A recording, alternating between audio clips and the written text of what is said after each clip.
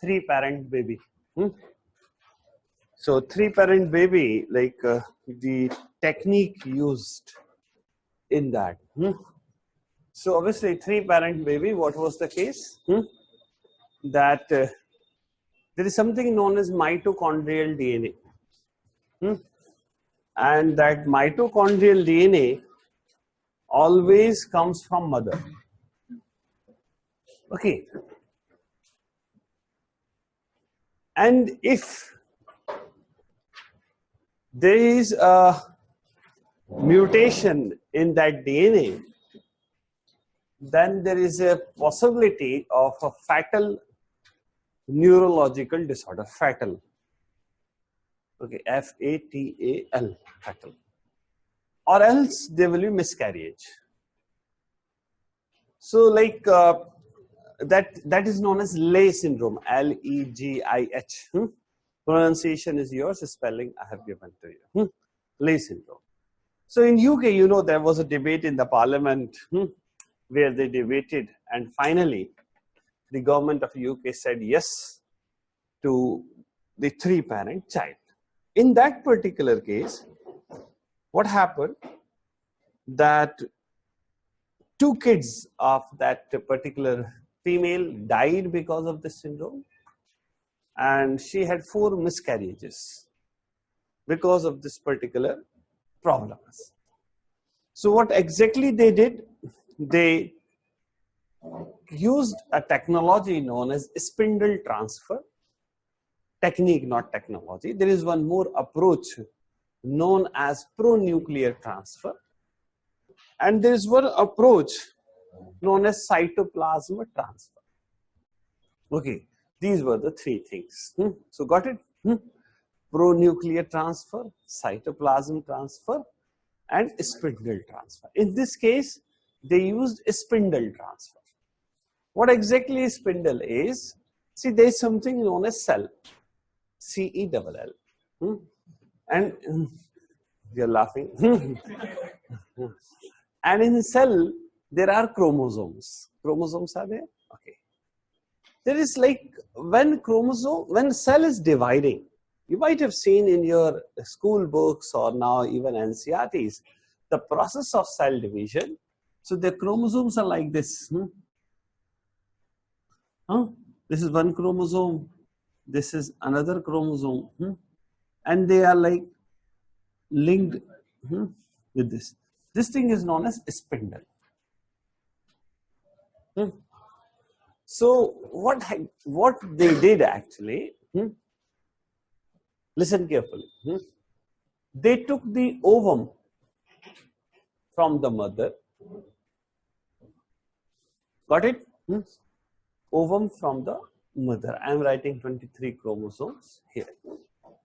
And obviously I am writing mitochondria here, just in that particular case.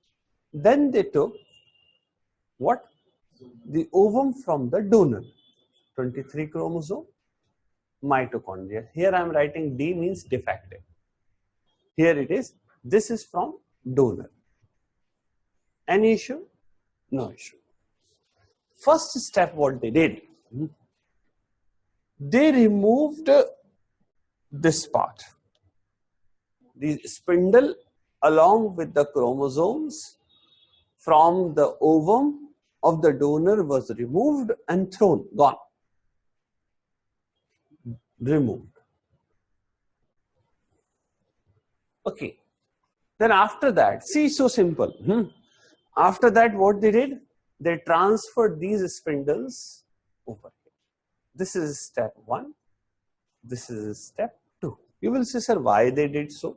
Actually, we wanted only this mitochondrial DNA.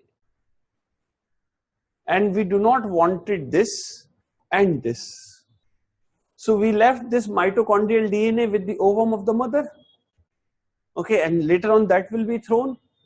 And obviously, we have removed this chromosome along with the spindles over here. Is this okay? Can I proceed further? Yes. Then, this ovum was fertilized with the sperm. Yes. That resulted in the formation of zygote.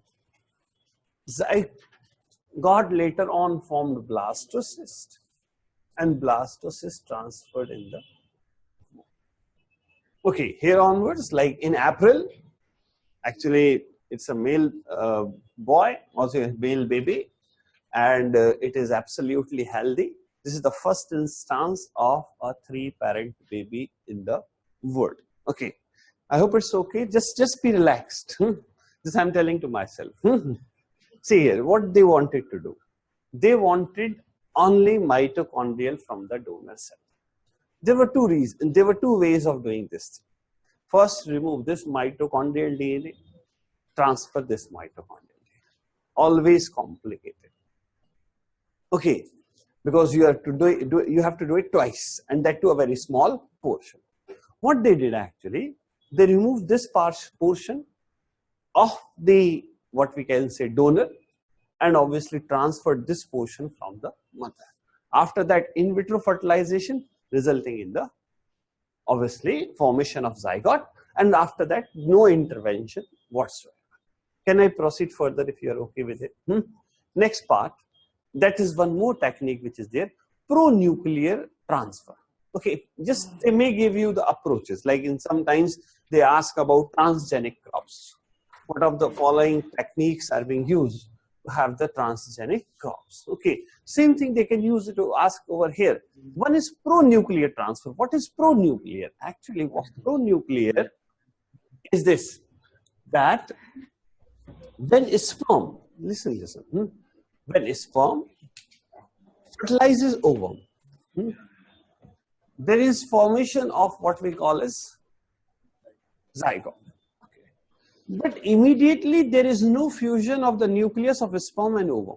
Getting my point? Immediate fusion of a sperm and ovum is not there. So what they do, from the zygote, they take out the nucleus of the sperm and the ovum and transfer it in the ovum of the donor mother. So this is how you are having the 46 chromosome over there. So pronuclear transfer means nucleus just after the fertilization, where the nucleus are still separate, and they take it out and transfer in the donor ovum.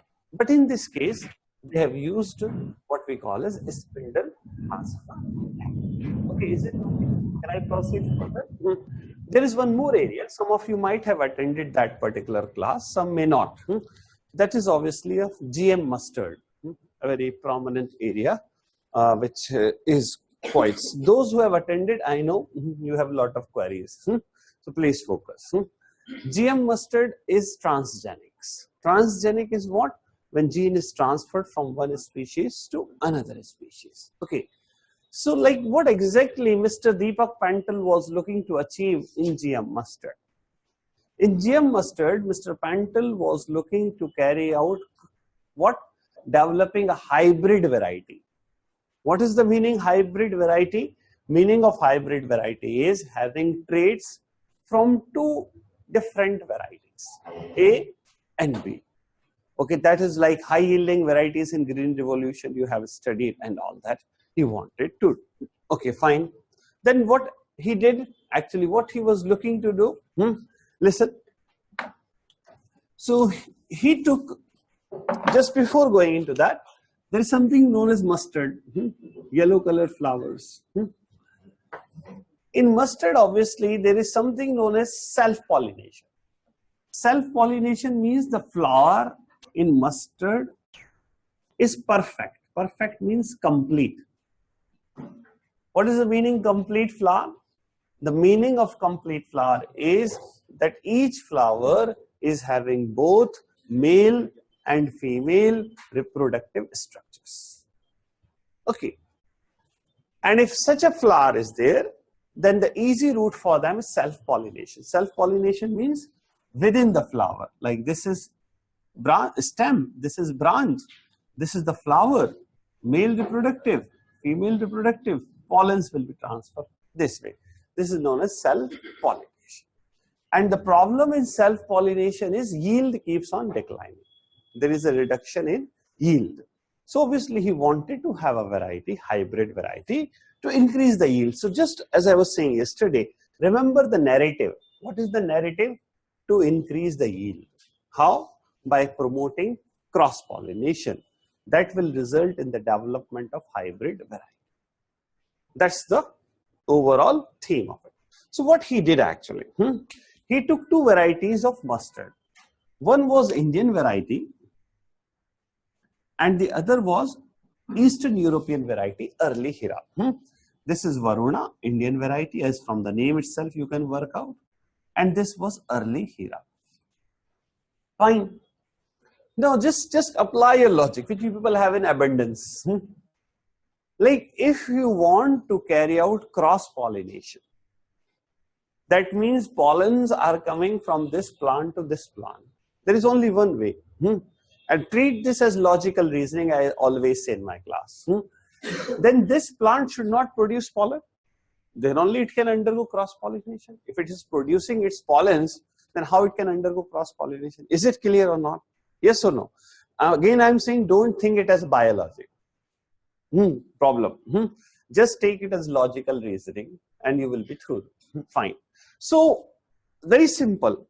I should induce some changes in this plant so that this plant stop producing the male gametes known as pollen. Yes or no? Yes or no? That's why whenever you will read an article on GM mustard, you will find two words. I'm challenging you. Male sterile. Means rendered male sterile. So what is the meaning? Male sterile is simple, that the male reproductive part is not functioning. But it was made to be defunct. It was not defunct originally, it was made to be like that. How? Mr. Prandtl, obviously what he did, he transferred a gene from what? From a bacteria into this Varuna. And what is the name of that gene? Barnase. What is the role of Barnase? Stop the process of pollen formation. So there will be no pollen here. Fine. Yes or no? From the bacteria, obviously the name of the bacteria is what? Streptomyces. No, that is the name of a gene. Name of bacteria is not so simple. Name of the bacteria is Streptomyces amylol q faciens. Got it? Don't ask the spelling. Okay. So that was the name of a bacteria. From another bacteria. If you were thinking this is complicated, let me give you another name of a bacteria. From another bacteria, that is Streptomyces hygroscopicus. One more gene was transferred, and you have to remember this, all these names. One more gene was transferred in this, that is Bar gene. Bar gene where? Here. What is the role of Bar gene? The role of Bar gene is that the chemical, please listen, it is for you people. And the role of Bar gene is that the chemical glufosinate will not be able to affect the plant having the gene. Means it will act like Z plus security for that plant. Okay, then what he did? From that bacteria, which one? Streptomyces amylol q faciens. He took another bacteria, that is Bar star. And Bar star gene was transferred in early Hira. What is the role of Bar star? The role of Bar star is to reverse the effect of Barnase. What is the role of Barnase? Please come on, 2-3 people have attended the class. What is? To make the plant male sterile. Means what the Bar star will do? Will make the plant male fertile again. But not this plant, next generation. Here the damage has been done. Now it cannot be reversed. Is it okay? Can I proceed further? Okay, fine. Now what will happen? No pollen here. Still undergoing pollination. So there is one way. Receiving pollens from outside, yes or no? So it receives pollens from here. This is what we call as cross-pollination. Is this clear? Can I proceed further? So can we say we have developed the hybrid variety here?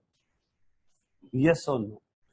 But here some of you are thinking, and that's a very good sign for you. Here it will undergo self-pollination.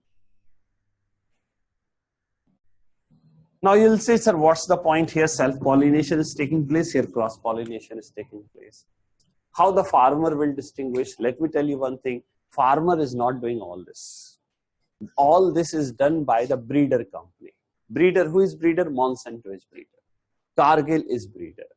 What they are looking to do? They are looking to have these seeds which give more yield, so that they can promise farmers, you will have more yield, buy these seeds from us. So obviously on face value, at least we have to believe it. Otherwise, there is no way we can continue with such things. Okay, the breeder company is genuinely interested in providing good quality seeds to the farmers, isn't it? That's we have to believe. There is no way. Otherwise we won't be able to discuss it. Fine. So now they want to provide good quality seeds, but the problem is here these seeds will not be that good. They will be the good. So as a breeder company, you don't want this. You want only this. So what you will do? You will take that chemical glufosinate, and that glufosinate is spread over the crop, length and the width. Glufosinate will not kill Varuna. Why? Because of that gene bar. And glufosinate will kill only Arligera. Now in your field, only Varuna will be standing, that has undergone cross-pollination. What you will do? You will collect the seeds from there and give it to the farmers. Farmer, obviously, now what will happen? Just, I know one question you are having. See, when this pollen is coming from here to here, it is bringing the gene bar star. So the seeds obtained from here will have both Barnase and bar star, and bar star will neutralize Barnase. So when the farmer will buy the seeds and sow them in that field, there will be a plant. In plant there will be flower, and that flower will produce both male and female reproductive structures as usual. Is it okay? Some of you are neither saying yes nor no. That's not the good situation. See here, be relaxed. Again, you have understood everything, so why not this? You have understood many complex things like the constitution, economies, demonetization. Why not? Why can't you understand this? Again, take it as logical reasoning. Again, I am saying last offer. See here, what they wanted. Now you answer the question. Cross-pollination. Naturally, cross-pollination is not possible. Why? Because they are producing all. So obviously, in-house production of pollens is taking place. So if in-house is there, why they will import it from outside? That's simple logic. Nature always works this way. Least energy. Okay, fine. Now, what they did, they artificially made this plant infertile, male infertile. Okay, fine. How? By transferring a gene. Which gene? Barnase. Very good. So there is no pollen. It's still receiving pollens from where? Here. So can I say, if you agree, that it has undergone cross-pollination? Yes or no? It's still undergoing self-pollination, because here Barnase was not there, both male and female. Because here also, if pollen will not be, then how the pollination will take place?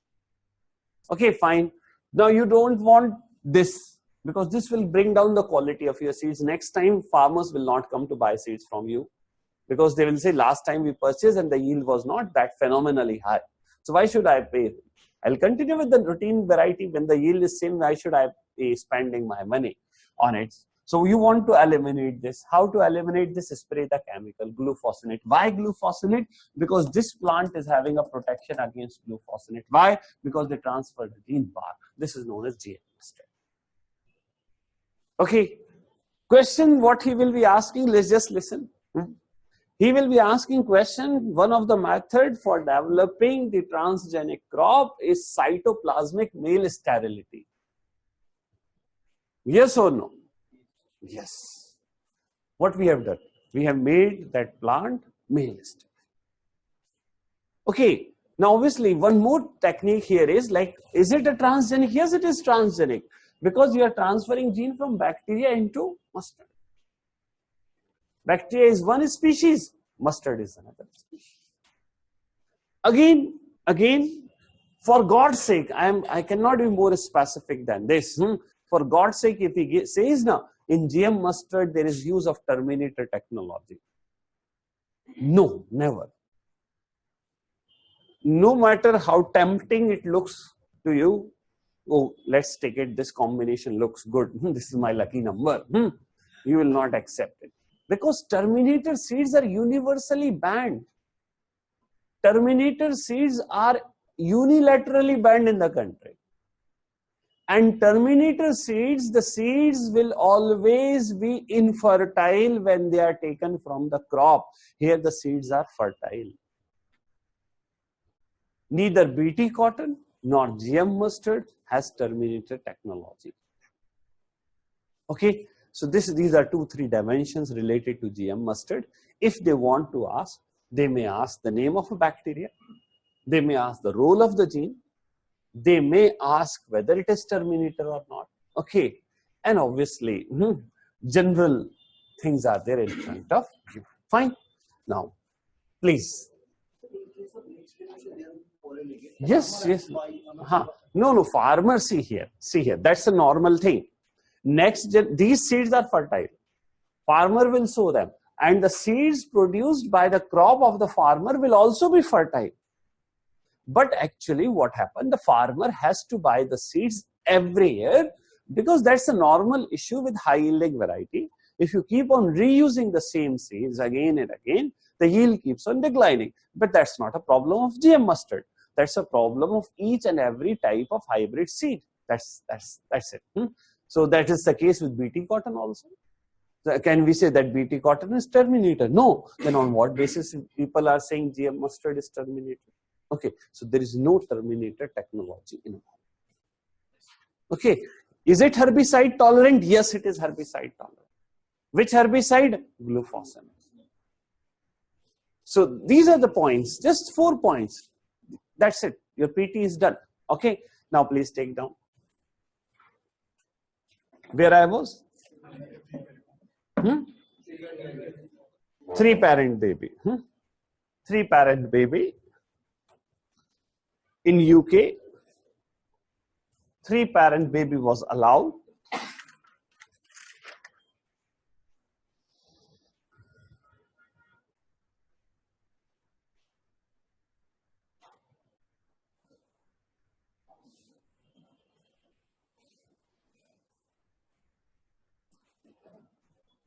And the method used in having the 3-parent baby,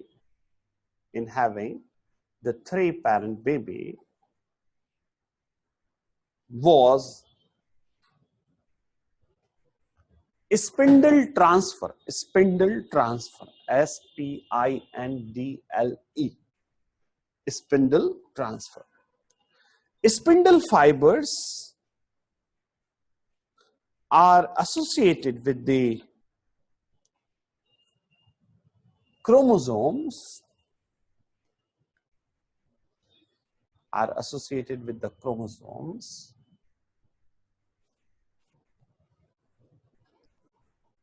They are responsible for their movement.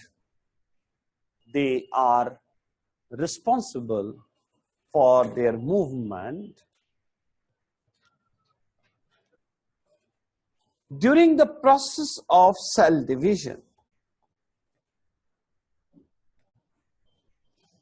During the process of cell division.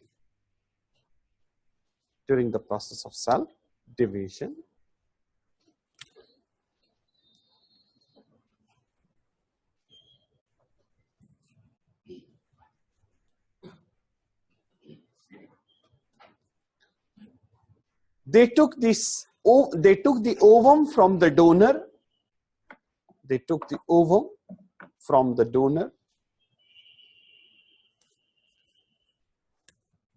And the ovum from the mother.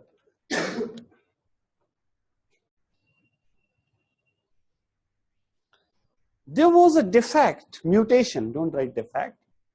There was a mutation in the mitochondrial DNA.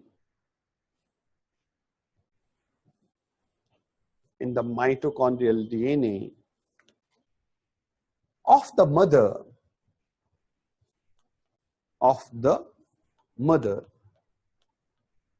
Mitochondrial DNA of the mother. And the mutation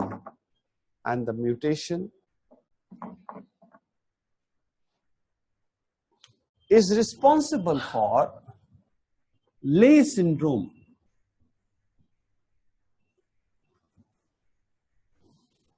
Leigh syndrome. It is a fatal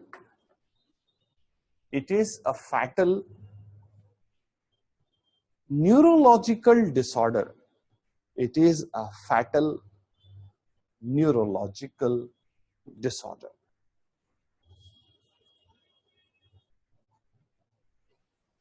Full stop. Mitochondrial DNA is not linked, just remember, is not linked to any trait. Trait means our features. Is not linked to any trait, and it is always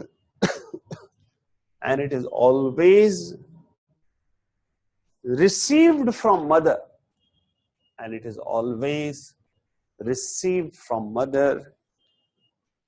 This is how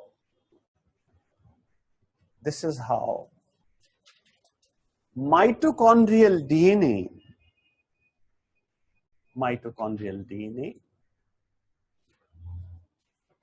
is also used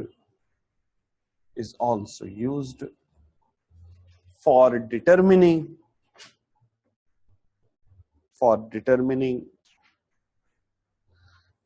the maternity of the child. For determining the maternity. Full stop.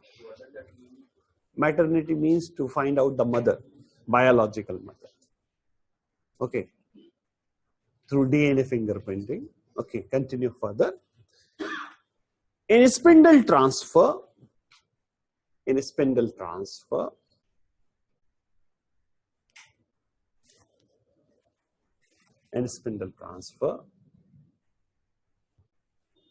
first the spindle and the chromosomes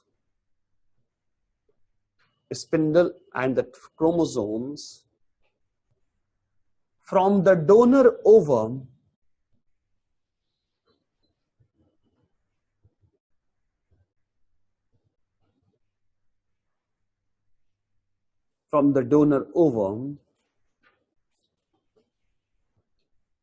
were removed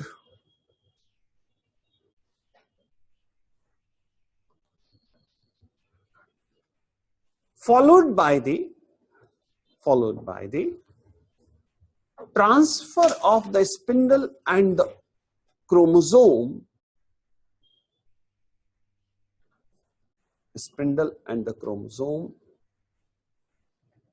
from the ovum of the mother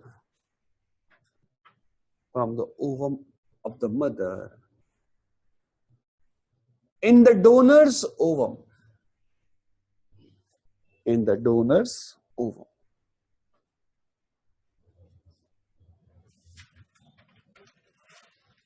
That was followed by in vitro fertilization.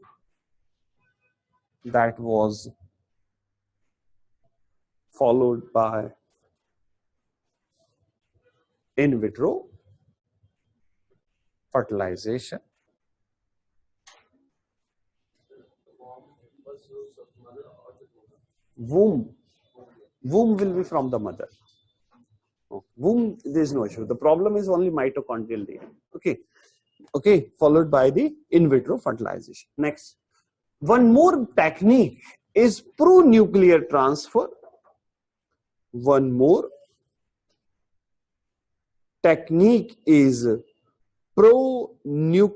transfer. It is slightly complicated. Pro-nuclear transfer.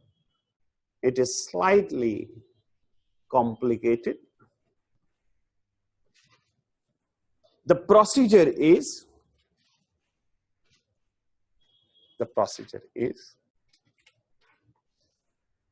the ovum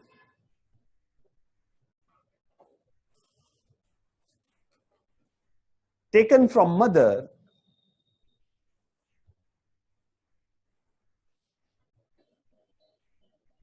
taken from the mother,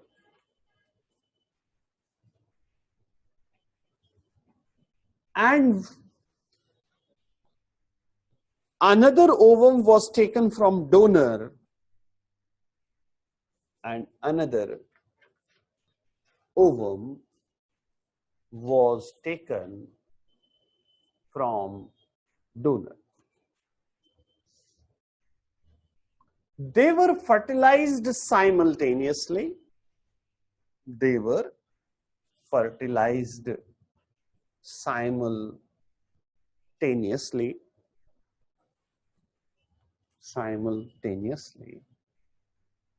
comma,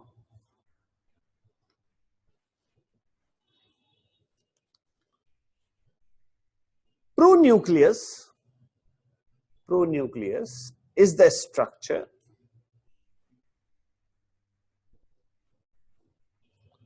in zygote when the nuclei belong to sperm and ovum, belonging to sperm and ovum, are still separate, comma, the pronuclei of the pronuclei of the donor ovum is removed,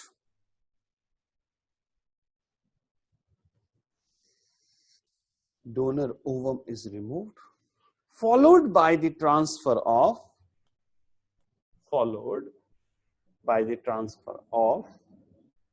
the pronuclei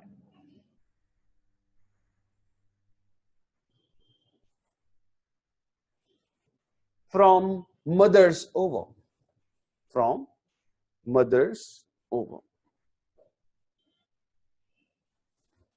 full stop. Next, just one line. Although this method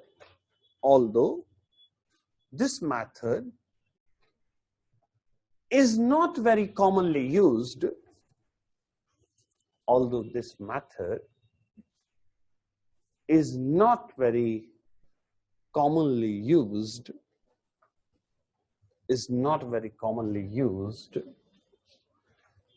but still technically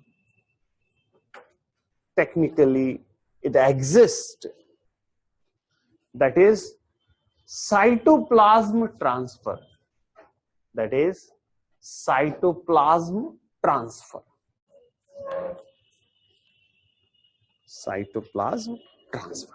Now, right? GM mustard, brief note on it. GM mustard is transgenic. GM mustard is transgenic in nature. GM mustard is transgenic in nature because the gene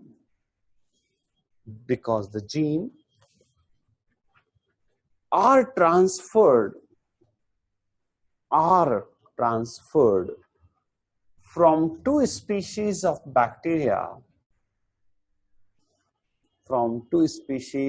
bacteria in mustard.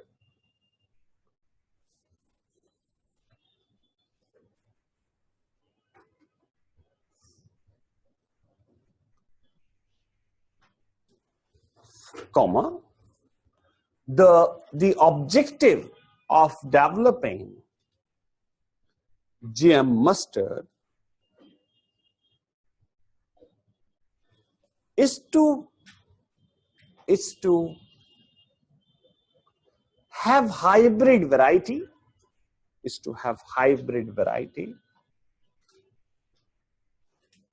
giving higher yield.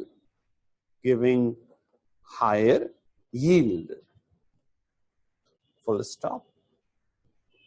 It is a herbicide tolerant variety. Remember this.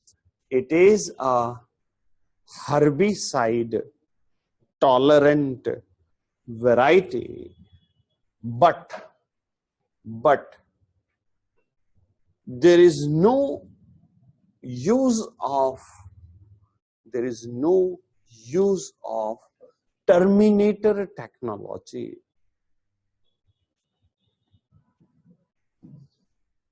Full stop. The hybrid variety was developed by using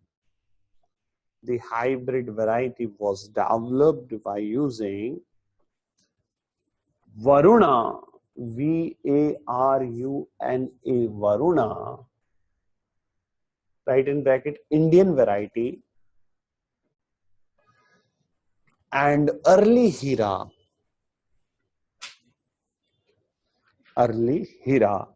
Eastern European variety. Eastern European variety. Full stop. Barnese gene was transferred. Barnese gene was transferred from the bacteria. What's the name of a bacteria? Streptomyces. Come on. Amylol Q faciens.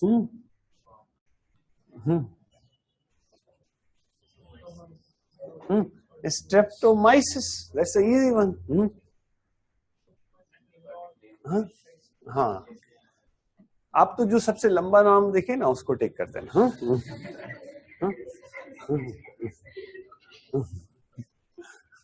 I can't be simpler than this. Streptomyces, Amylol Q faciens. The role of Barnese is to stop. The role of Barnese is to stop the process of pollen formation. The role of Barnese is to stop the process of pollen formation. Pollen formation. From the same bacteria, so I don't want you to write it again and again. From the same bacteria, Barstar gene was transferred. From the same bacteria, Barstar gene was transferred in early Hira.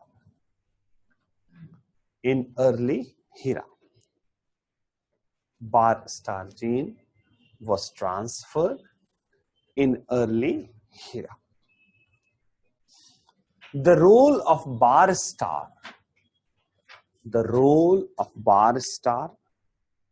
is to reverse the effect of Barnese. The role of Barstar is to reverse the effect of Barnese. Full stop. In Varuna, one more gene was transferred, that is Bar. In Varuna, one more gene was transferred, that is Bar, from the bacteria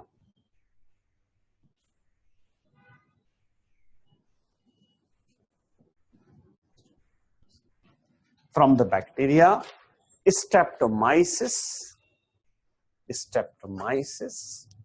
hygroscopicus. From the bacteria Streptomyces hygroscopicus. The role of Bar is to provide immunity. The role of Bar is to provide immunity against the action of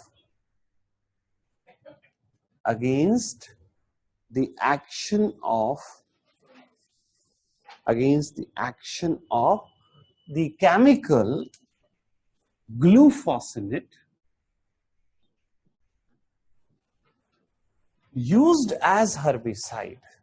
Chemical glufosinate used as herbicide. Varuna undergoes cross-pollination, whereas early Hira undergoes self-pollination.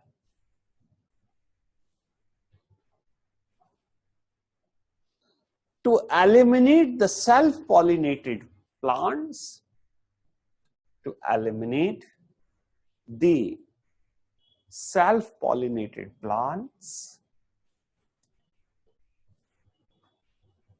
glufosinate is sprayed.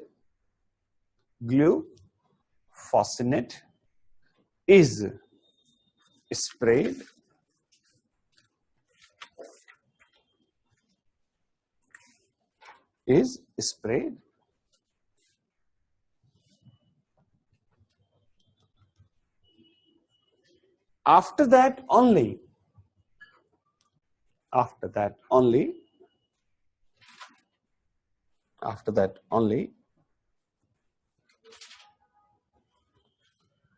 Varuna will survive.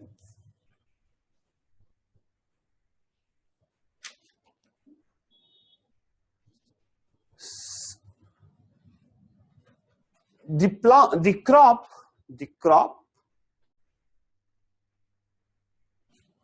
based on the seeds will be normal.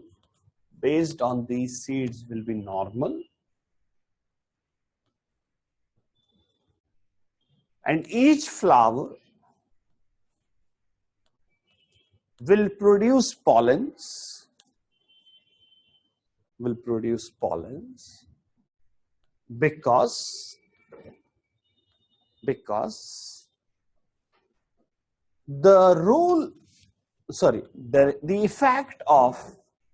Because the effect of Barney's is reversed by bar star. Effect of Barney's is reversed by bar star. Full stop. Okay, this is the status. Now take down next one. That is what we call as water laser. Water laser, very small possibility of a question, but then it does exist. See, what is laser? Light amplification through stimulated emission radiation. That's the full form. But that's not the definition. Definition is monochromatic, highly directional wave of light. Monochromatic means only one wavelength. Highly directional means traveling in only one direction. So how these lasers are being generated? Obviously, a very traditional method of generating the lasers is to excite the electrons in the atom. Am I right? When the electrons are excited, they obviously, that is not a permanent state, that's a transient state. They return to the ground state, and while returning to the ground state, they emit the light, isn't it? And that is obviously after filtration and amplification, we use that as a laser. Actually, in Technion Institute, Israel, where Technion Institute, Israel, for the first time, they have made light and water to interact. Water, obviously, water molecules are vibrating at certain frequency. They are not stationary, isn't it? So if they are vibrating, they do have some sort of energy. Okay, so they took a mixture in the form of a drop, and that mixture was having water and octane, O-C-T-A-N-E, octane. And then they took fiber optic fiber, you know, from where we make that light to travel. Obviously, because otherwise how you are going to push that light inside water? That's the question over it. And that fiber optic, just imagine that water droplet, the end of fiber optic is inside that water droplet. Okay, so what they did, they transferred the ray of light million of times in water. So every time they were doing this obviously there was release of energy into water molecule, and finally they were able to have, obviously same thing happened, that the light got excited when the energy was transferred back from water molecule in this direction. They filtered that light, and that is what we call as water-based imaging. What they're looking to do here, obviously, in this case, they are looking to have something, lab on a chip program is there. Lab on a chip program means the entire lab should be on a small chip. There's something known as organ on a chip, means on a chip we are looking to develop the organs and all. So how to study the medicinal effects and all these they are looking to study over here. So just remember, possibility of a question is very, very less. Like this, interaction of light and water, that is water wave. How? Transferring light through fiber optics over there. Implication, lab on a chip, organ on a chip. That's it. Okay, least possibility of a question, but it was in news like anything. Next is e-waste. E-waste, then arsenic, then mercury. That we'll be talking about. E-waste, what is the distinguishing feature of the e-waste management rules? Please come on. 2016. See, 2 points you need to remember. PT.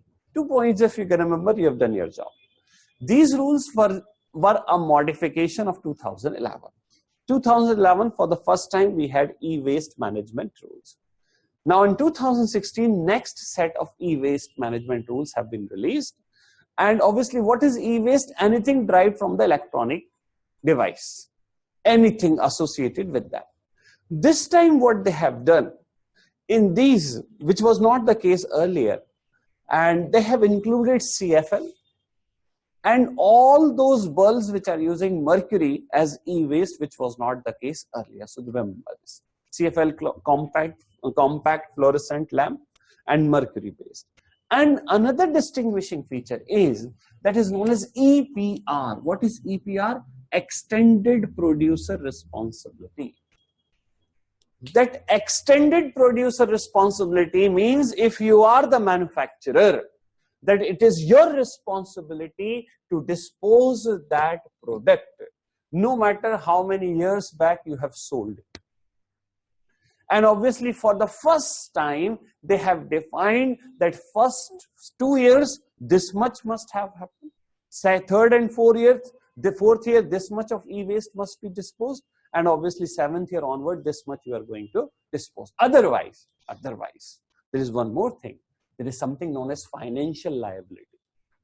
There is something known as international responsibility as well. So international responsibility, the manufacturers of the Samsungs and the iPhones could also be in the net. That is obviously, these are the distinguishing features of these e-waste management rules. Okay, now next part. Again, something which is in news, like ethanol blending program. Ethanol blending program. See, topics are very dry. I can't help it. But we have to do it.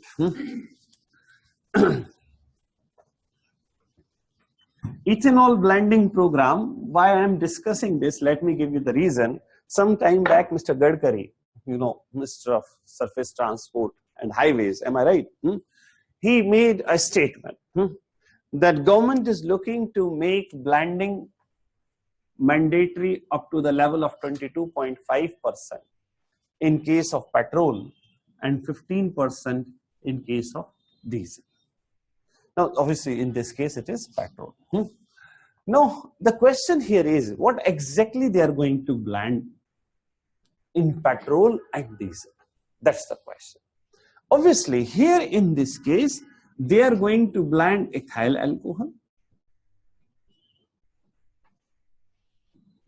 And in this case, they are going to blend biodiesel.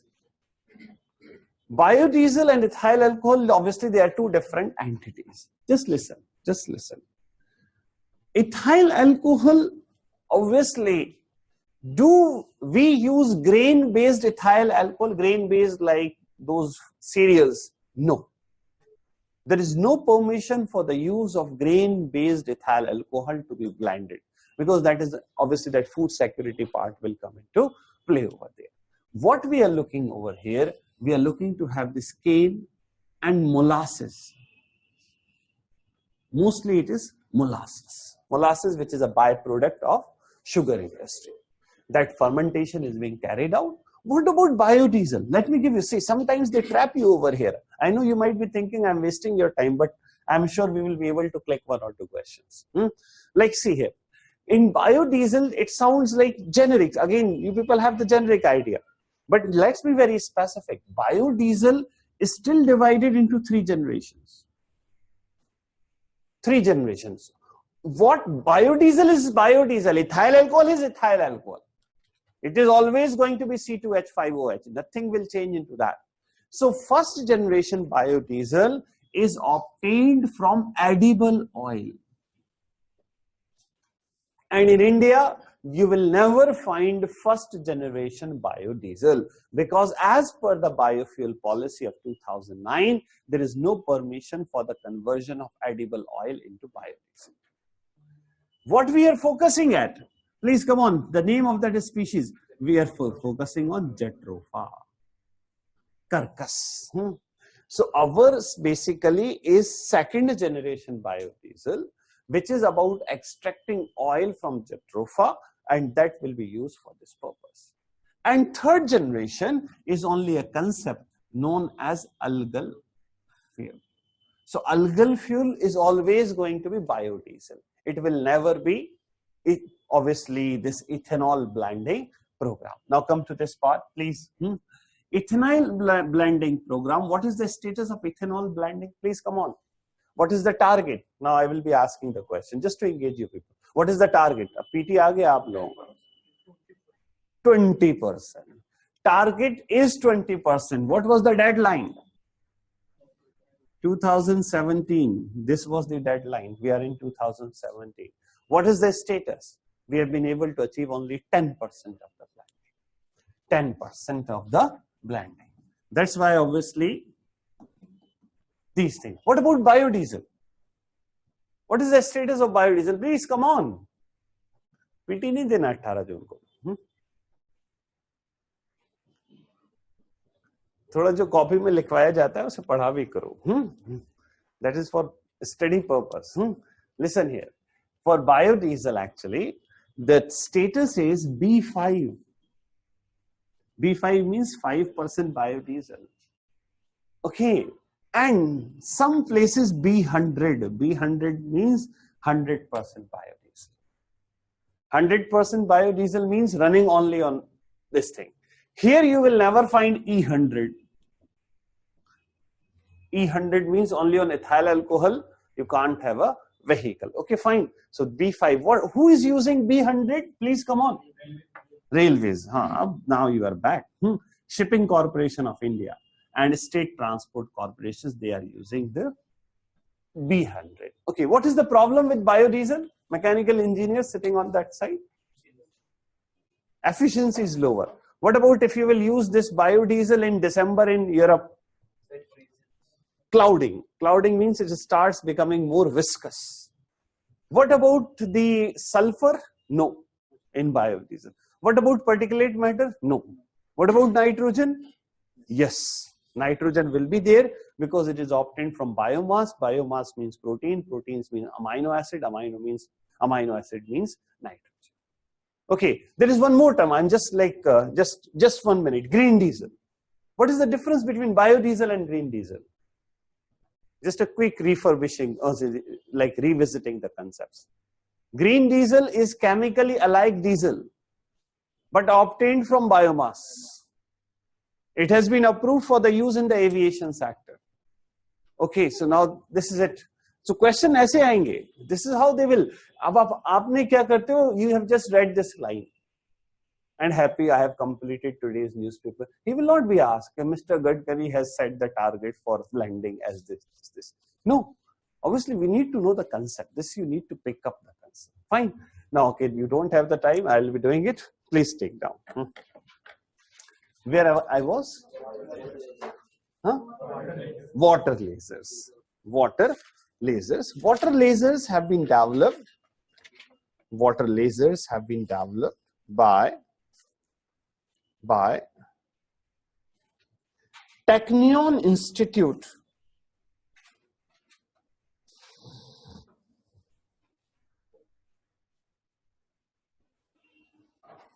Technion Institute, Israel. Technion, Technion. Technion Institute, Israel. Technion Institute, Israel. They were generated because of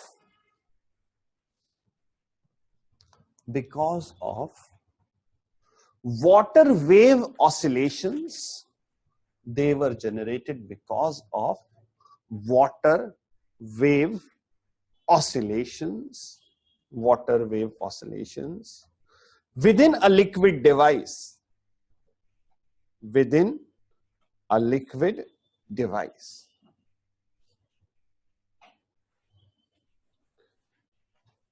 The researchers created a device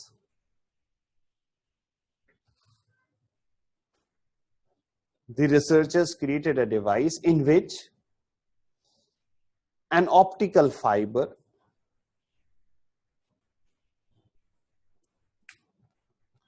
delivers light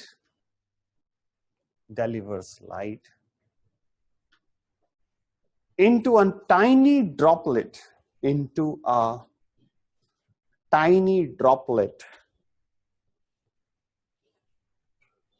of octane and water.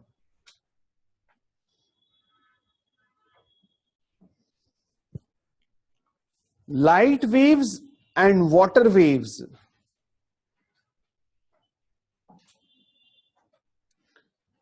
were made to pass through each other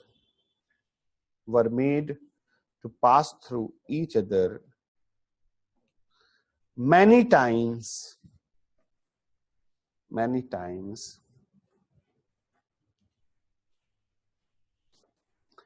inside the droplet,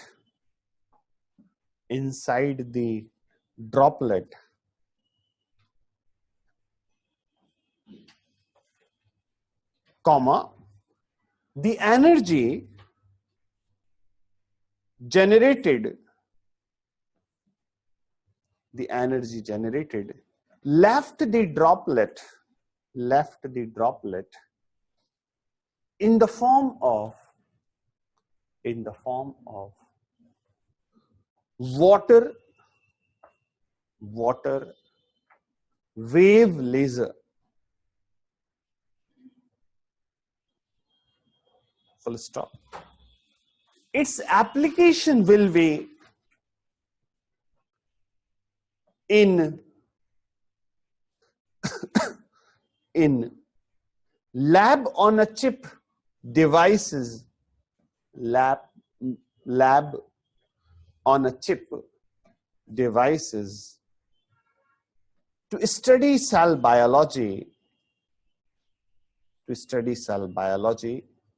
and test new drugs.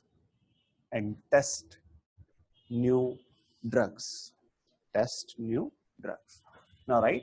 Ethanol blending program. E-waste, okay, fine. इसके बाद कर दो after this. Ethanol blending program. The National Biofuel Policy of 2009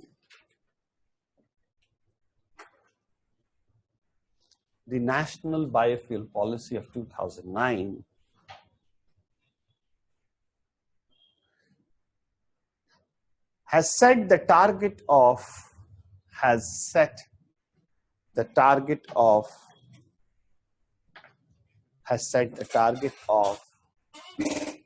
20% blending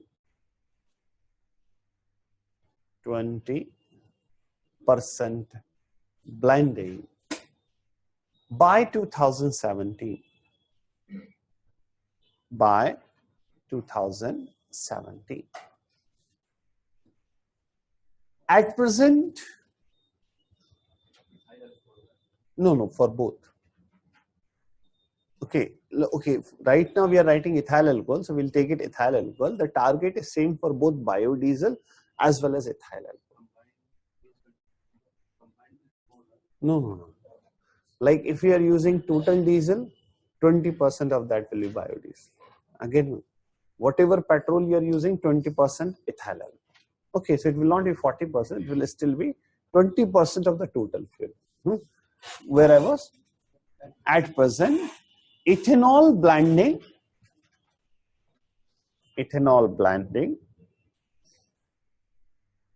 is being done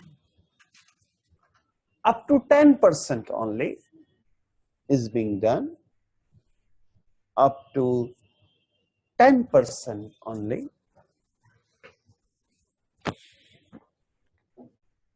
As far as ethanol is concerned, there are two generations.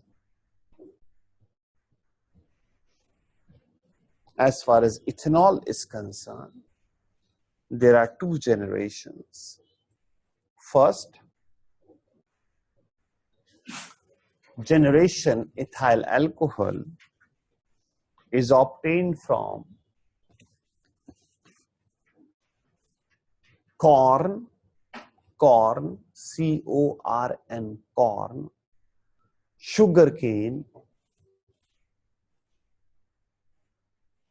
sugar beet, sugarcane, sugar beet, and molasses, M-O-L-L-A-S-S-E-S,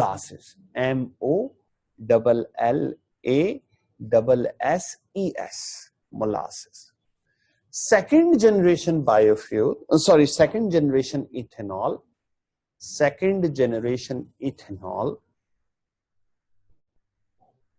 is produced from switchgrass.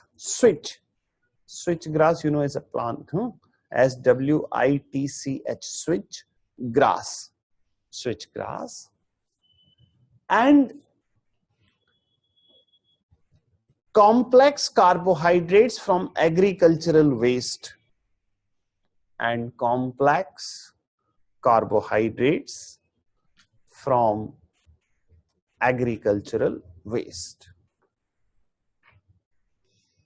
Recently, there was a proposal to increase the blending of ethyl alcohol,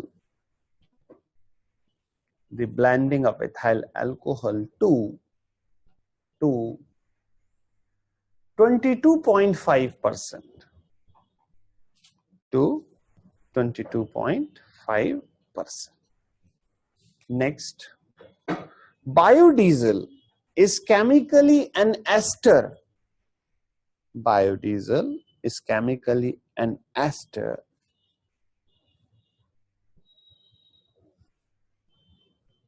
divided in three generations.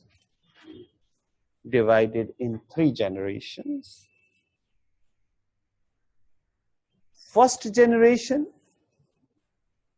from edible oil like palm oil, soybean,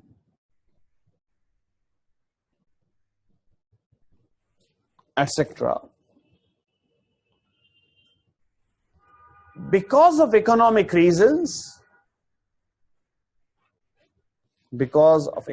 reasons, first generation biodiesel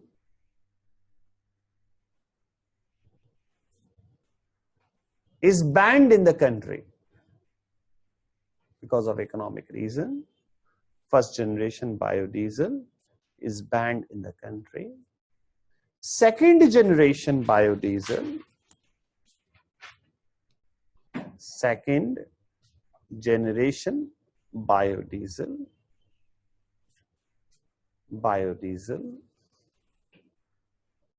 is from Jatropha curcus. Jatropha spelling is there, curcus, C-U-R-C-A-S, curcus. Jatropha curcus. This plant is capable of growing in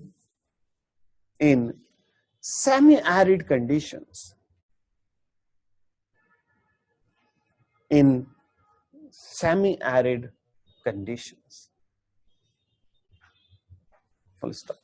Third generation biofuel is from algae. Is from algae.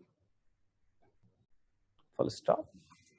For biodiesel, the current status is, for biodiesel, the current status is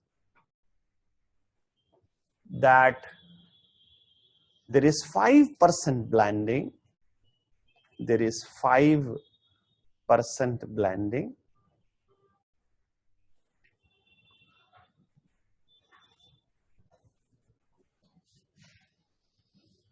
A proposal has been made to increase it to 15%. Increase it to 15%.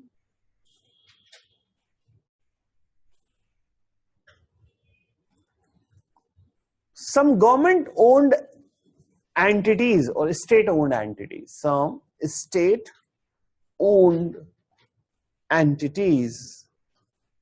some state-owned entities,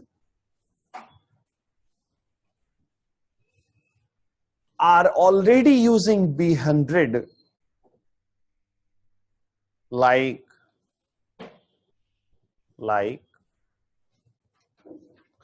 Indian Railways, etc.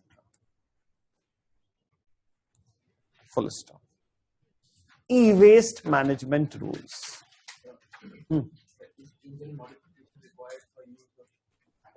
Biodiesel up to 20%, not that. 100%, yes, some modification will be required.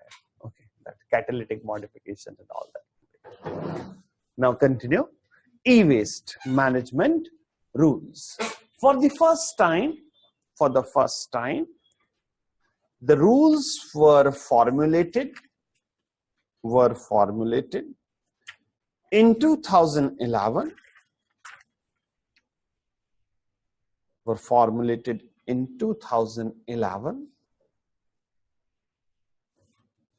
They have been revised and modified.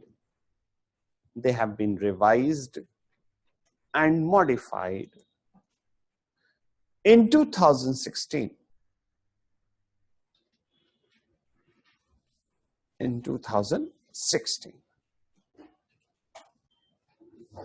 E-waste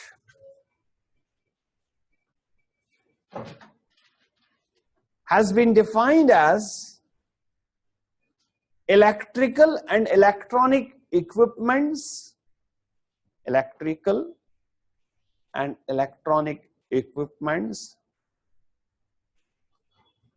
along with their parts.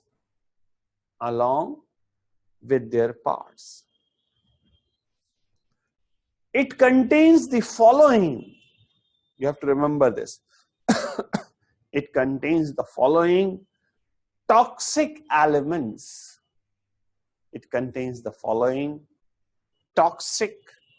elements. All right. Arsenic, in news like anything. Arsenic, barium, cadmium, chromium, lead, mercury, selenium,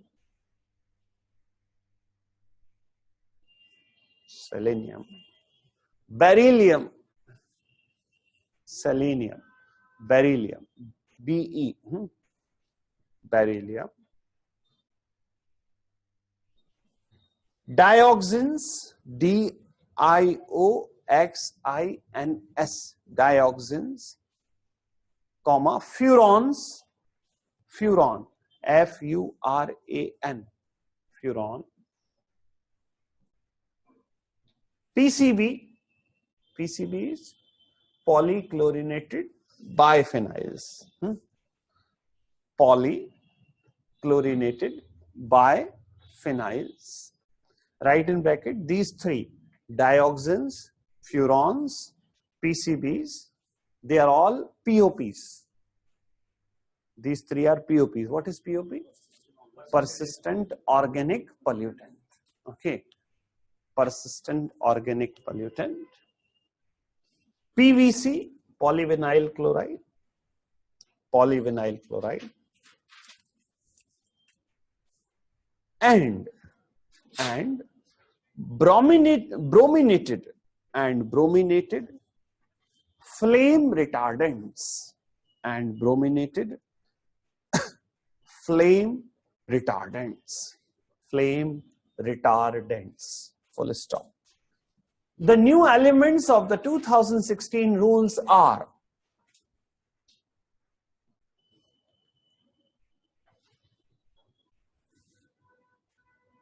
the new elements of the 2016 rules are: first, CFL and other mercury lamps.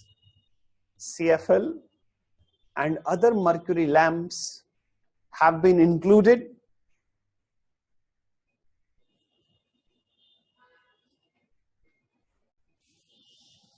in the category of e-waste.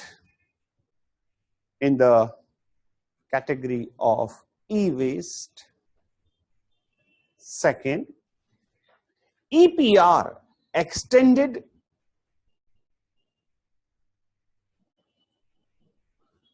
producer responsibility. EPR, extended producer responsibility. It has been made more comprehensive. It has been made more comprehensive by extending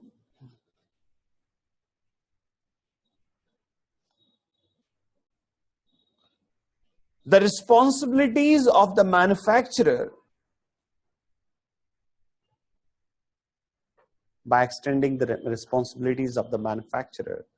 to various parts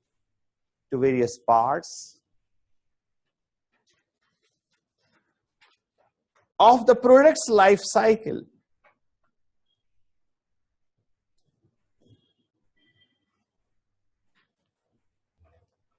Three type of responsibilities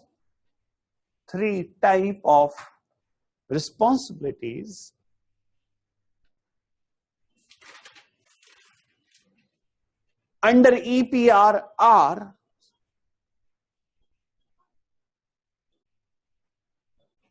first, liability for environmental damages. Liability for environmental damages. Next, information responsibilities.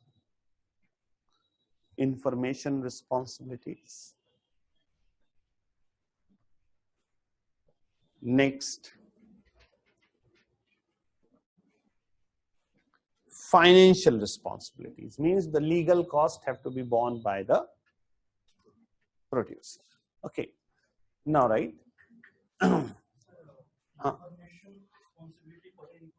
Pertaining to what? Like, say for example, you buy this cartridge of a printer. So obviously they have to, like, the possible side effects of that, or you can say the negative impacts on the health of the people. That type of information it is very much like on a packet of cigarette, like that type of thing, statutory warning type of a thing. Information responsibility. Now please listen. Emission standards or emission norms, Bharat Stage 5 and Bharat Stage 6. Okay.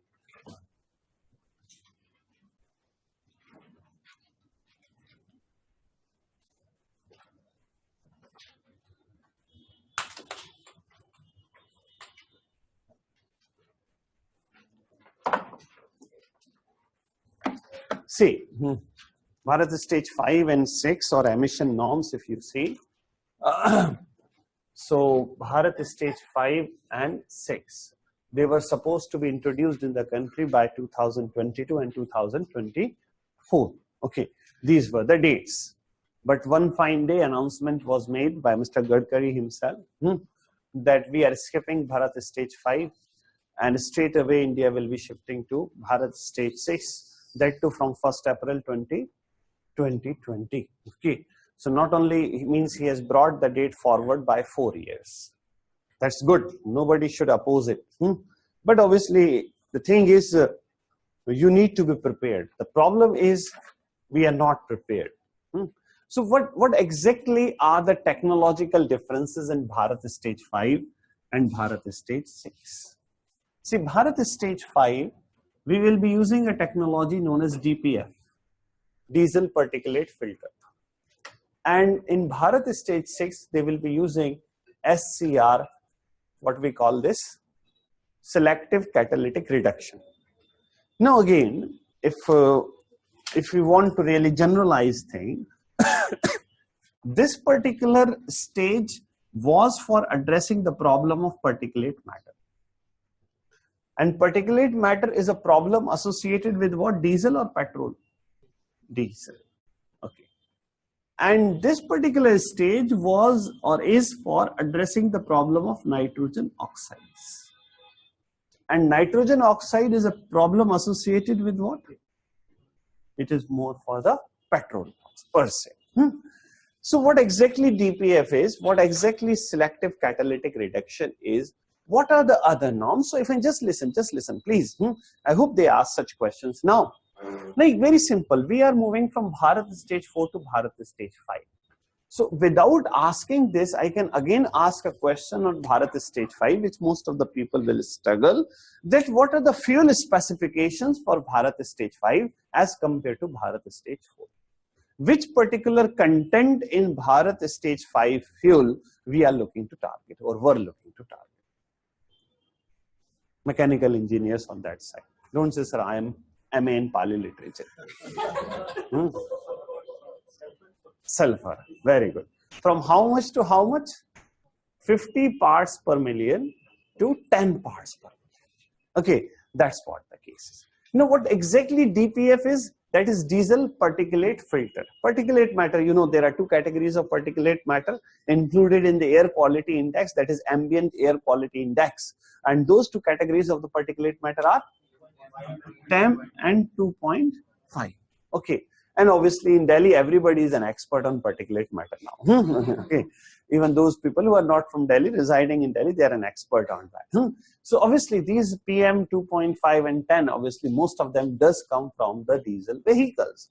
So obviously there is a sense of urgency, and that's what I'm saying. We need to praise the initiative over here. But what DPF will do actually, DPF will be a cylindrical structure, will be fitted in the vehicle. And when the vehicle will run, obviously it will generate the temperature, and those temperatures will then be used to burn down that particulate matter, and then those particulate matter will be released in the environment in the form of gas. It will not be dusty particles, it will be in the form of gas it is going to be released. Sounds really good. But there are some issues. Like one more question if I will ask you, like can I say blindly we have adopted the Euro norms as far as Bharat Stage is concerned? Blindly, 100% same copy. Means wherever Euro 1 was written, we have made it Bharat Stage. That's the only change we have made.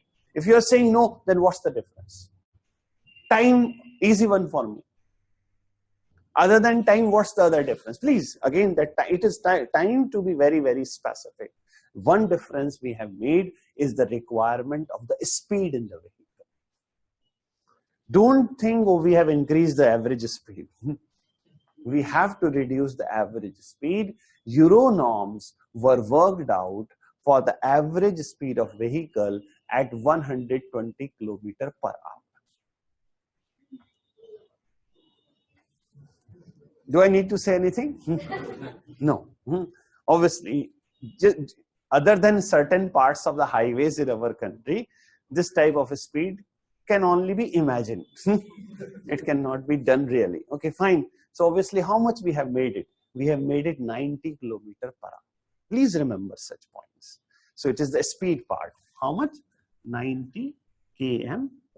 Okay, fine. But the thing is, even that is very difficult.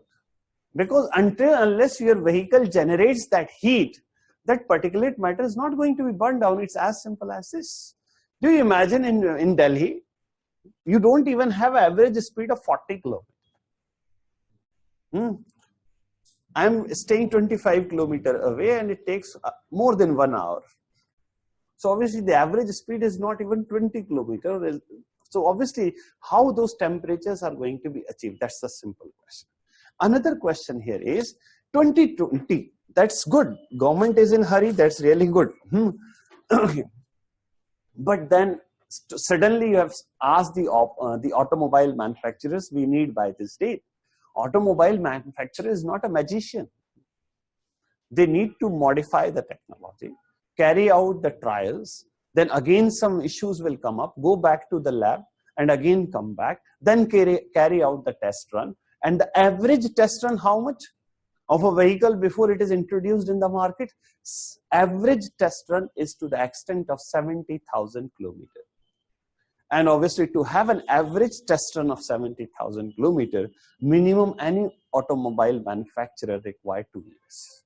And one very simple question is, this is not about vehicle. What about our oil refineries? They will be the one reducing the sulfur content. Your vehicle will not reduce the sulfur content. Our refineries are saying, sir, we need 80,000 crores.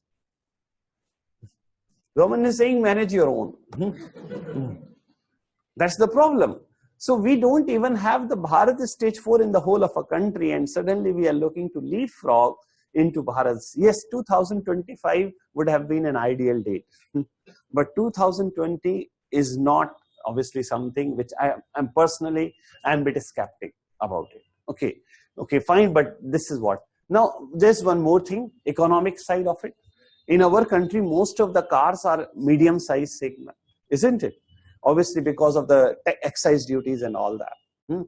Now, obviously, if we are going to fit that filter over there, the length of the vehicle will increase. So, obviously, there's economic side will also. Then you have just seen that Bharat stage 3, when the Supreme Court came down heavily, they were saying we are having such a huge inventory, what we will do with that. So that's the different debate altogether. What is this thing? Selective catalytic reduction. What is selective catalytic reduction? In this case, they will be using a cylinder, and that cylinder will be having a solution, aqueous ammonia. Okay, and that has been named as AUS32. In this case, the problem is only this much. These things need to be replaced frequently, like the air filters and all these things which are there. And obviously for that, there has to be a good, you can say, retail networking of such products, and that we don't have. So obviously that's a different part. These are things, and you know which is the policy. Recently you might have read about Mashelkar policy. So when these norms came initially, that was recommended by Mr. R.A. Mashelkar, and originally it was National Auto Fuel Policy of 2003. Under that we have been doing it, and the origin obviously started in 90s. Supreme Court came down very, very heavily on the government, and because of their initiation only, CNG buses were introduced, and from 2000 onwards we have these Bharat stage norms. Okay, fine. Now please take down.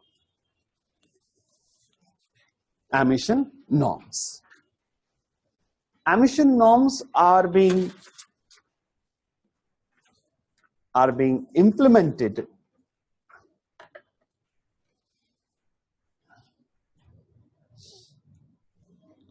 to control the vehicular emission, to control the vehicular emission.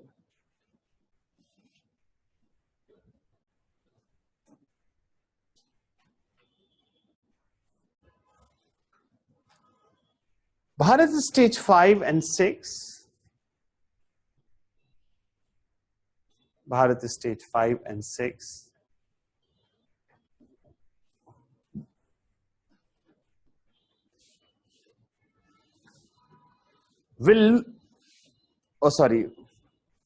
are going to address two different type of pollutants, that is particulate matter,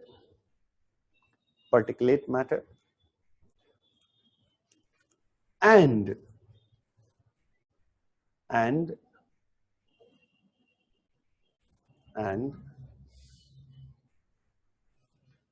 nitrogen oxides.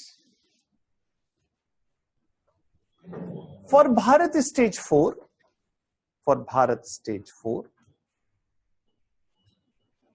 the limit for sulfur in diesel was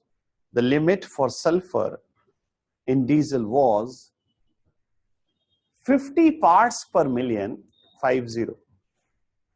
50 parts per million. In Bharat stage 4,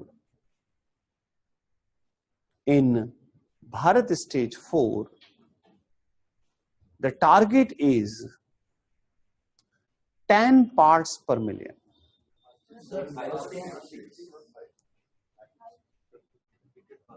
For Bharat stage 4, the limit for sulfur in diesel was 50 ppm. In Bharat stage 5.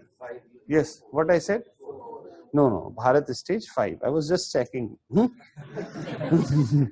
Bharat stage 5, the limit is 10 ppm, 10 parts per million. 10 parts per million. One modification India has made in comparison to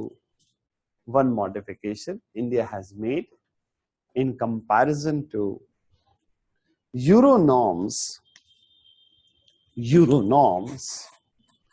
is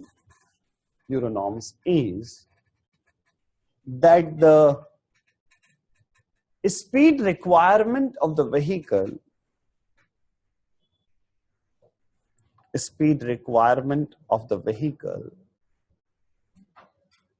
has been reduced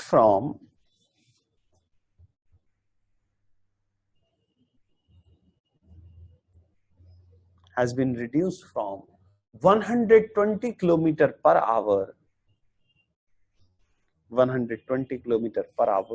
to 90 kilometer per hour.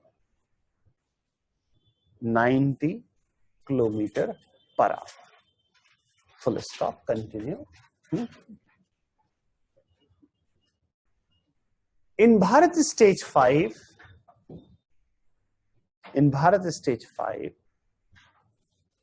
the emission of particulate matter will be controlled.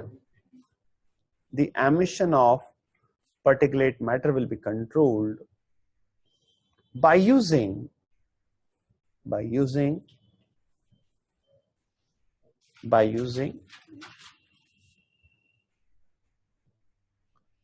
DPF, diesel particulate filter.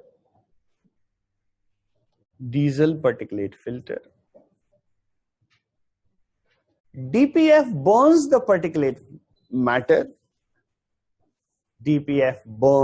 the particulate matter. But the challenges are that the vehicle must run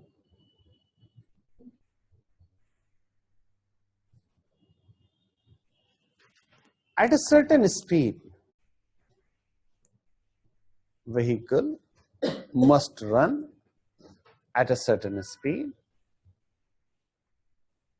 Which is difficult in traffic conditions of India,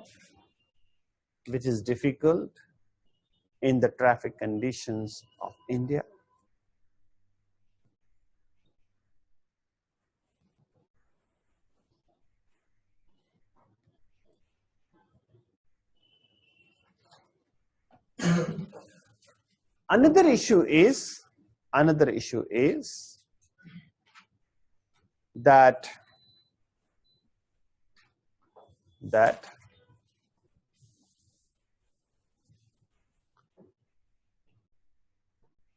the oil refineries of the country are not in a position to suddenly upgrade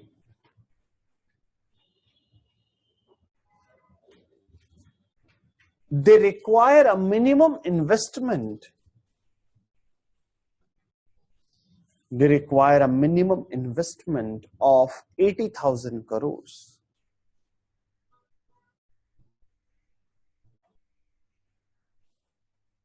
Next, Bharat Stage 6. Bharat Stage 6 will use SCR, selective catalytic reduction.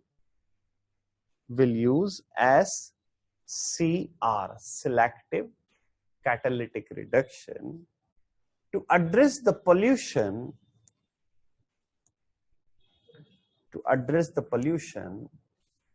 caused by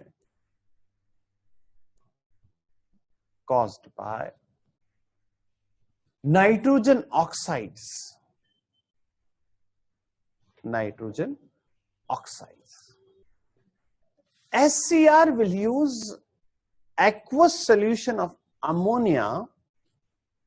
SCR will use aqueous solution of ammonia named as AUS32. AUS32. As per the latest decision, India will skip.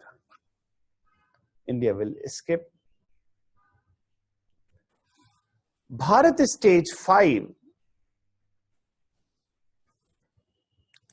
and from 1st April 2020,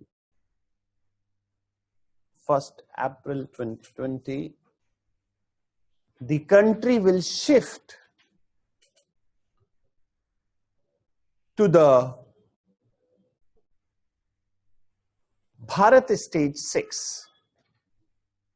Bharat Stage 6. Full stop. Now, right? Kigali Amendment. Kigali Amendment. Kigali. Kigali Amendment.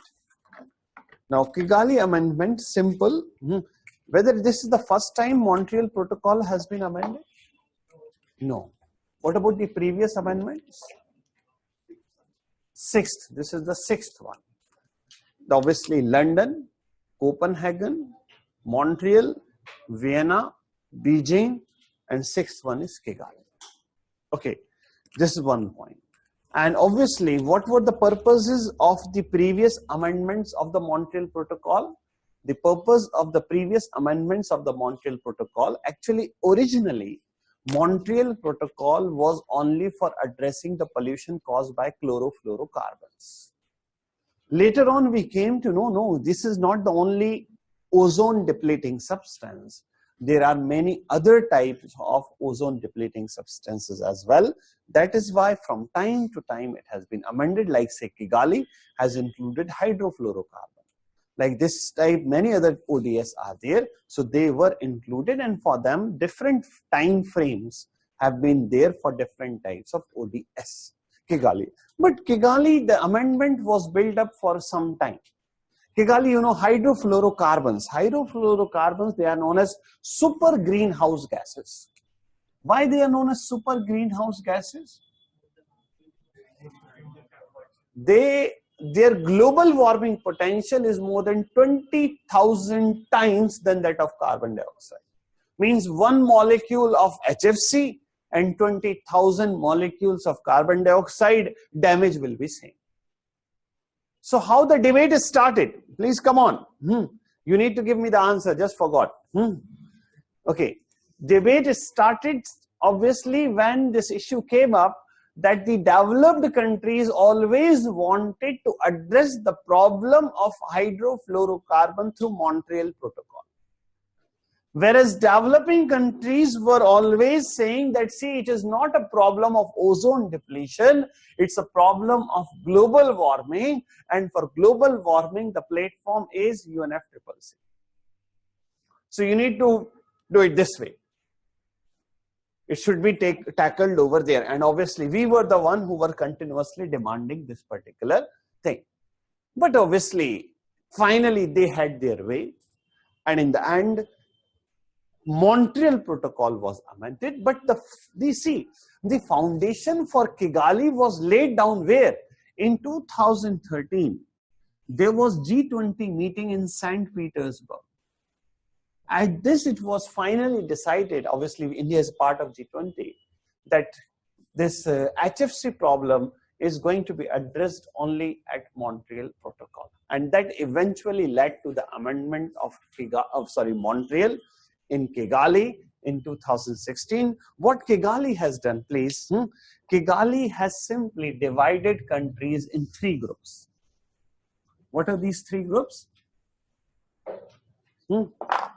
First group includes these developed economies. And obviously, they will be cutting down their emissions somewhere by 85%, somewhere by 2036. Am I right? Okay. Second group includes China, South Africa, and other such countries. Okay. They will be bringing down their emissions by 85%, somewhere by 2045. Okay. And their base year for them, the time has already started. Their work will start somewhere by 2020 to 2024, 22 to 24. The last group, the third group, where India is, an African nation is, for them, obviously, they will be starting their work somewhere in 2028. And obviously, by 2047 somewhere, we will be bringing down our HFC emission by 85%. And what is the USP of Kigali Amendment? Because of Kigali Amendment, Paris Amendment, Paris Agreement, what is the goal of Paris?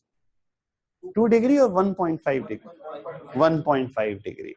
If these targets are being achieved, 1.5 degree till what time? 2100.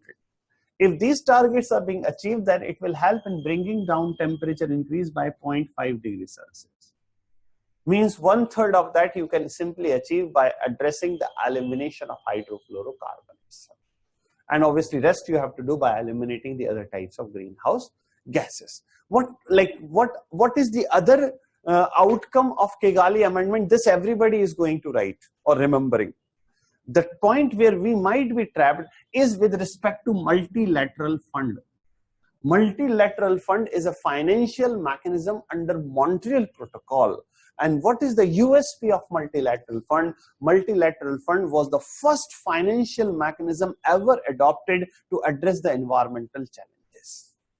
Okay, so after Kigali, multilateral fund has been broad-based and the developed countries are more forthcoming, obviously in terms of finances, to help the developing nations to meet their phase-out targets of HFCs. And this is in contrast to international climate change finance. There cannot be any better contrast.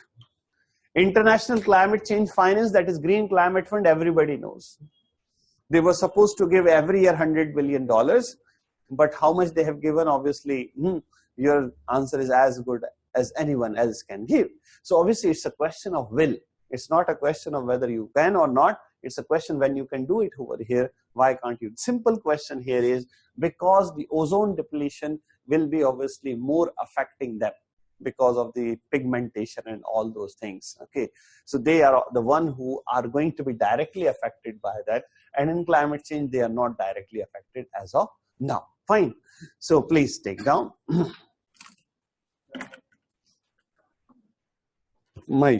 Okay. Okay, what about Marrakesh COP? Marrakesh COP. Can you give me 2 outcomes of Marrakesh COP, please? Let's simultaneously have that also. Jildi batao. No. I want the specific answers. 2 outcomes of Marrakesh COP. That was 22nd COP held in where? Obviously Marrakesh in Morocco. 2 outcomes was, I have given you the answer, adaptation fund. Adaptation fund will continue under Paris Agreement. This decision has been taken at Marrakesh COP. And another very significant outcome is that the condition for the implementation of International Solar Alliance. What is the condition for the activation of International Solar Alliance? No. What about International Solar Alliance? How many countries must sign and ratify? All the countries or 1/4 of the countries? 1/4 of the countries of UNFCCC must sign and ratify. Sorry, that's not the correct answer. Answer is 15. 1/5. Obviously, we have kept the, you can say, threshold on the lower side. Okay, so that obviously it should be activated. There are results to be shown. 15 countries. And how many countries have signed? 20 countries. 20 signed there in Marrakesh. Obviously, India and France have already done in the Paris. I'm talking only at Marrakesh. So the conditions for the activation of International Solar Alliance have been achieved. And obviously, International Solar Alliance is targeting how many countries? 121 countries, which obviously lies between the tropics. And what is its purpose? Solar energy production, again, don't please, you people are very disappointing. It is not green energy. It is simply to popularize solar energy, to work how the cost of producing solar energy will be cut down. It will not be going in different countries and install the solar power projects. That has to be, it is simply broad basing the research and making the option available to the countries. That is where the headquarters is, Gurgaon. Okay, that is fun. That is the outcome of Marrakesh. That was the outcome of Kigali. Okay, fine. What was the purpose of Marrakesh? Just let's finish it off. The purpose of Marrakesh was to work out the rules for Paris, because Paris, all of us have read. It is only verbal jugglery right now. What are the specific things? Like you read Kyoto, very clear-cut targets you find over there. But in Paris, you will not find, because there is nothing. So obviously they were supposed to work out the details at Marrakesh, but now they are saying they will do that in Bonn. Bonn will be the next COP where it will be. Okay, let's see whether then only Paris will come into force. That's why Paris, despite the condition that both the clauses have been achieved at 55 countries and 55%, it has not come into force. The reason being the rules are not there. The rules have to be worked out. Now please take down.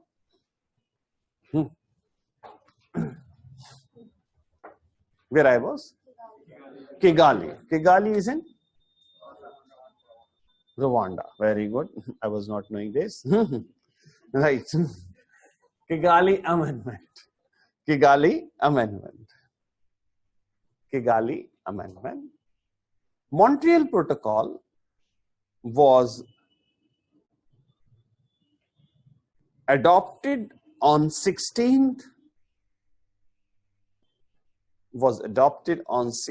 September 1987. That is why 16th September is World Ozone Day.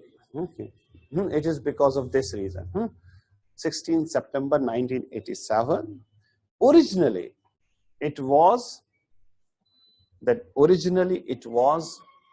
covering only CFCs. Originally, it was covering only CFCs, chlorofluorocarbons. But later on,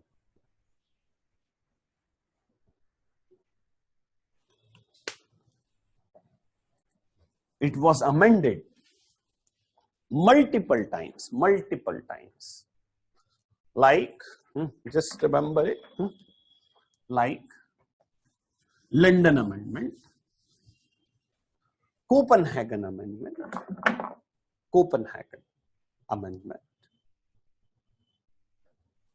Vienna Amendment. Vienna was 95. Vienna Amendment. Montreal Amendment, that is 97.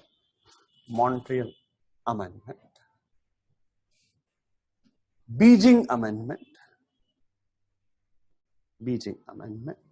And the latest, Kigali.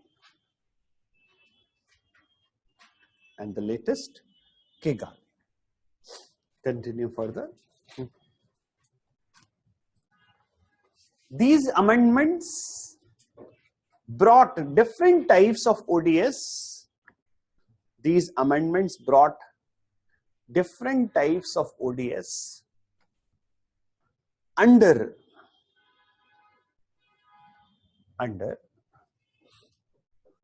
the ambit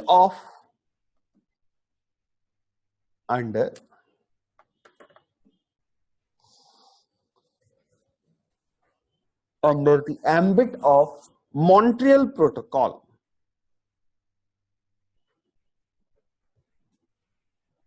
Full stop.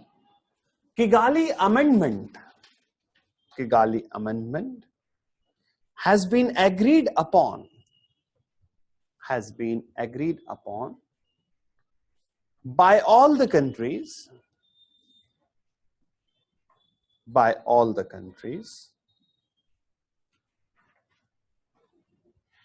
They will phase out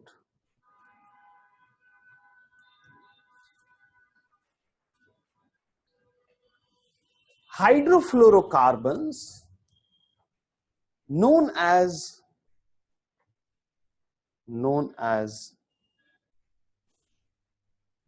super greenhouse gases,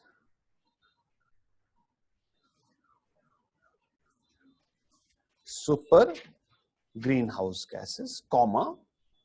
The significance of this amendment is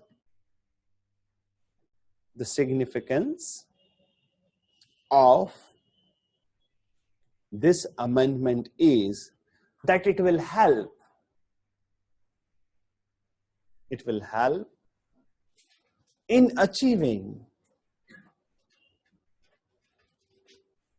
in achieving the goal of Paris Agreement, because HFC phase out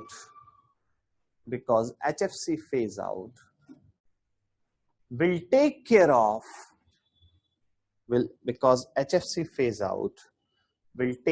of 0.5 degrees Celsius.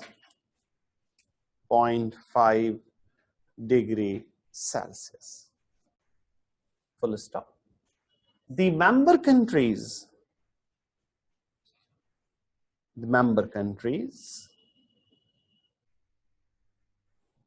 are placed in three groups.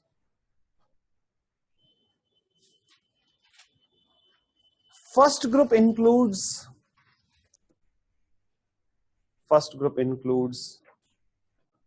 richest countries like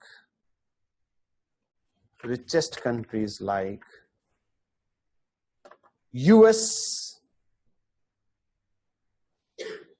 European Union,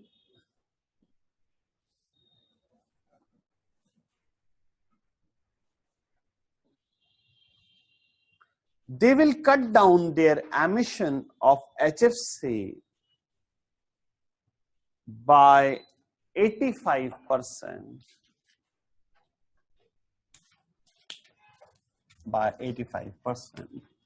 Till 2036. 85% till 2036. Second group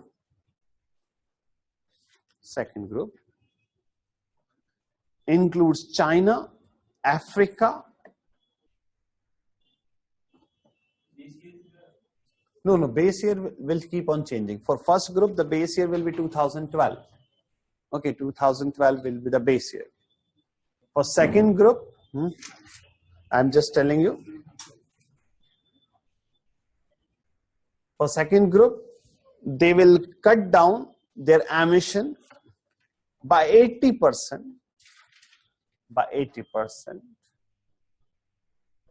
Till 2045.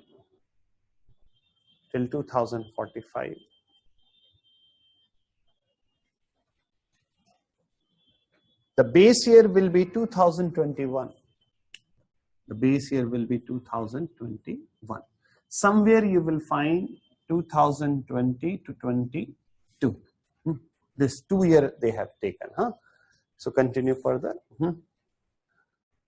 Third group includes India, Iran, Pakistan,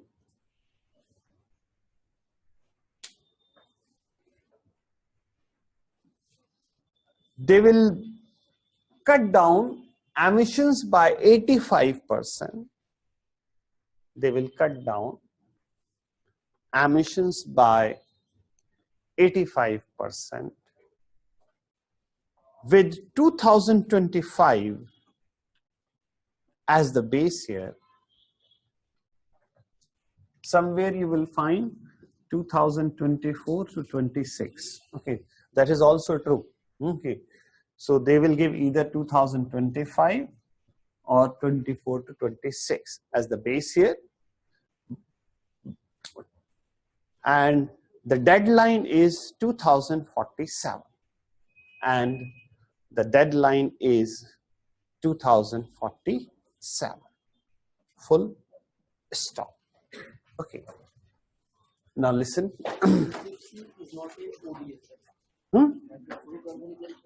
No, hydrofluorocarbon is not an ODS. No, it is like it is having 0 ODP. Yes, chlorine content is not there. So its ozone depleting potential is 0. Okay. So this is it. This was my mandate to discuss with you current issues and all. And you need to complement the class notes with the printed notes. And I don't think you will be finding it difficult. So one more day I will be meeting with you people. That will be the last day. Some organization related discussion. Organizations, they will be asking. Last year 4 to 5 questions were there. So that bit of a spad work is going on because you need to collect a lot of stuff from here and there. So last class I will be taking. Okay.